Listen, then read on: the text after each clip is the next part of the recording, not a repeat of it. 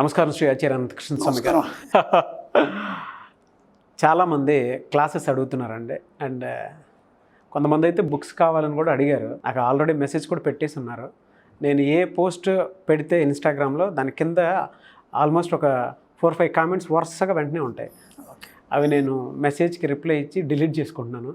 So classes ఎప్పుడెప్పుడు ఉంటాయి, ఎక్కడెక్కడ ఉంటాయి?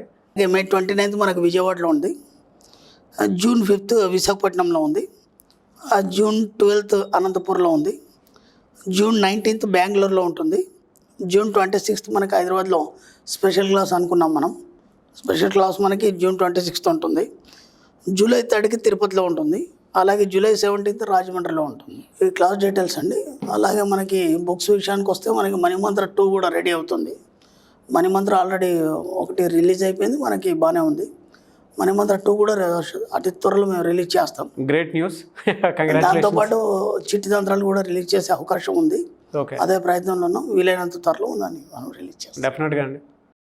390 మణిమంత్ర వీడియో సార్.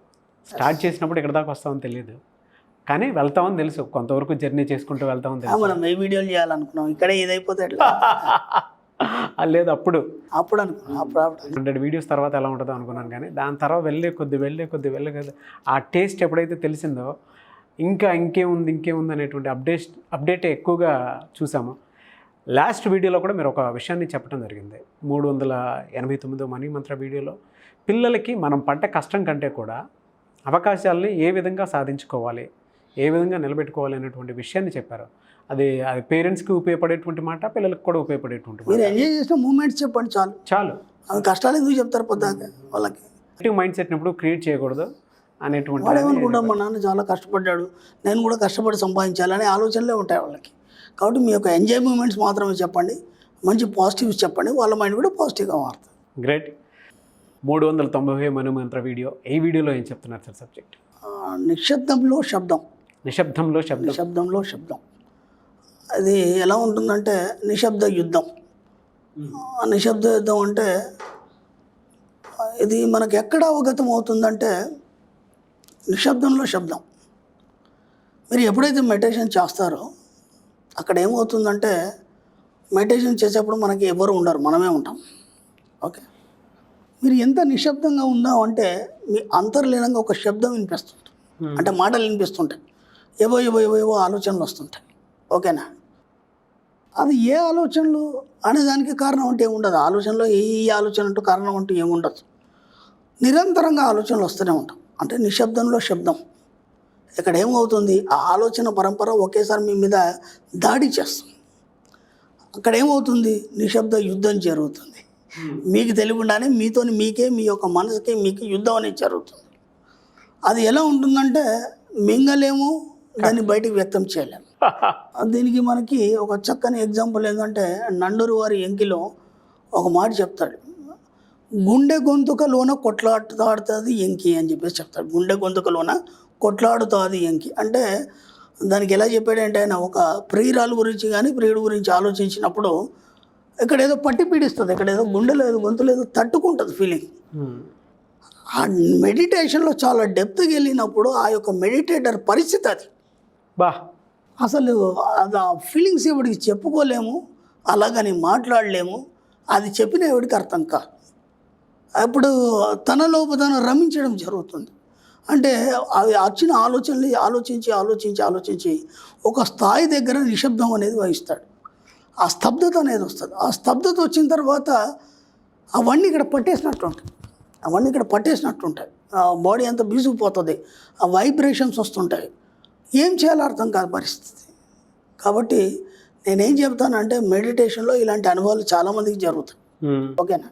నాకు ఎంతోమంది క్వశ్చన్స్ చేస్తారు, నాకు ఇలా జరిగిందండి, అలా జరిగిందండి, ఏం అర్థం కావట్లేదు, ఎందుకో ఊపిరాగిపోయినట్టు అయిపోయింది, అదే గుండె గొంతుకలోన కొట్లాడుతుంది ఏంటి, ఏదో గొంతు పట్టేసినట్టు, మాట రాదు, ఉమ్మి మింగలేము, ఇలాంటి పరిస్థితులు ఏర్పడతాయి. వాటన్నిటిని తీసి పక్కన పెట్టండి. అలాంటి అనుభవాలు బోలెడు జరుగుతాయి మీకు మెడిటేషన్లో. అర్థమైంది? అందుకే నిశ్శబ్దంలో శబ్దం అని చెప్పాను, నిశ్శబ్ద యుద్ధం అని చెప్పాను. ఇది ఏం చెప్పలేం బయటికి మనం ఈ ఫీలింగ్స్ని. ఓకేనా? దాంతోపాటు మీకు ఎన్నో అనుభూతులు కలుగుతాయి. అంటే ఇలాంటి ఫీలింగ్స్ అంటే ఈ ఆలోచనలు మింగలేక కక్కలేక మీకు ఒక గొంతు పట్టేసినట్టు అవుతుంది, బాడీ బిగుసిపోవడం కానీ ఇలాంటివన్నీ జరుగుతాయి. దాంతోపాటు ఇంకా కొన్ని రోజుల తర్వాత ఎన్నో అనుభూతులు అనేటివి మీకు అవగతం అవుతాయి. అది మీకే తెలుస్తుంది, అది వేరే వాళ్ళకి చెప్పడానికి లేదని. అవును. అనుకోకుండా ఏదో ఒక ఇన్సిడెంట్ జరుగుతుంది, అది మీకు ముందే తెలుస్తుంది. ఓకేనా? ఇప్పుడు ఈ సమయానికి పలానా వ్యక్తి వస్తాడు, ఈ రెడ్ కలర్ షర్ట్లోనే వస్తాడు, నాతో మాట్లాడతాడు, లేకపోతే అటు నుంచి వెళ్ళిపోతాడని మీరు అనుకున్నారనుకోండి, అది అనుకోకుండానే మీకు తెలిసిపోతుంది. కరెక్ట్ సమయానికి ఆ వ్యక్తి అలా వచ్చి అలా వెళ్ళిపోతాడు. అది ఎందుకు జరిగింది? దానికి కారణం లేదు. అంటే ఏమవుతుందంటే మెడిటేషన్లో మీ యొక్క సబ్కాన్షియస్ మైండ్ మేలుకొని గత జన్మ అనుభవాలన్నింటినీ ఈ జన్మలో మీకు అవగతం చేయడం జరుగుతుంది. అంటే గత జన్మలో ఏవేవైతే మీకు కావాల్సినటువంటి అనుభూతులు ఉన్నాయో అవి మిగిలిపోయి మళ్ళీ ఇంకో జన్మ తీసుకున్నారు. బాగా గుర్తుంచుకోండి, మన సబ్కాన్షియస్ మైండ్ ఏదైతుందో గత జన్మ నుంచి ఈ జన్మకు మనకు వస్తుంది. మనం ఇంతకుముందు కూడా ఎన్నోసార్లు చెప్పుకున్నాం, దీని క్లాస్లో కూడా మనం చాలా ఎక్స్ప్లెయిన్ చేస్తాం.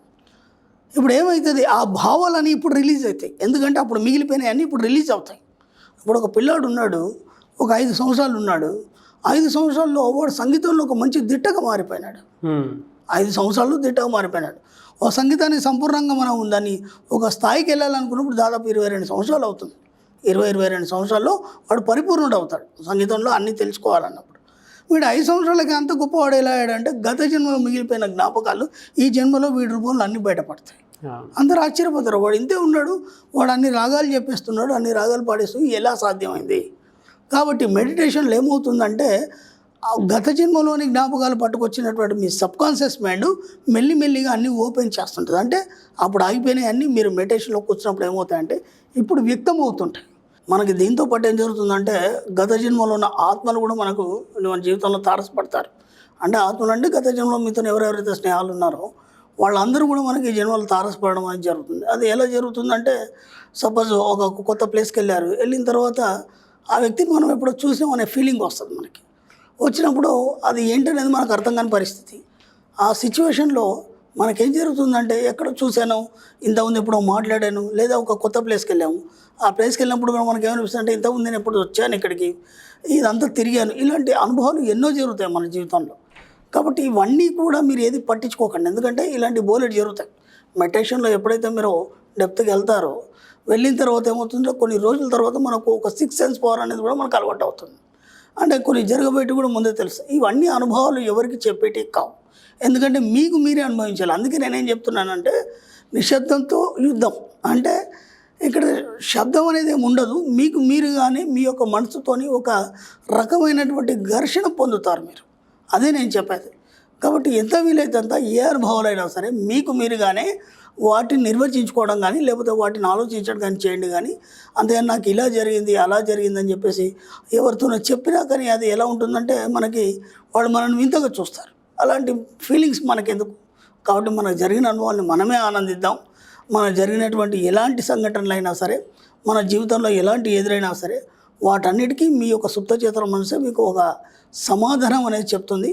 దాంతోనే మీరు ఆలోచిస్తూ దాంతోనే మాట్లాడుతూ మీరు ముందుకు పోయే ప్రయత్నం చేయండి. అంతేగాని ఎక్కడ కూడా ఎవరితో ఈ విషయాలని చర్చించద్దు, ఎక్కడ భయపడాల్సిన అవసరం లేదు.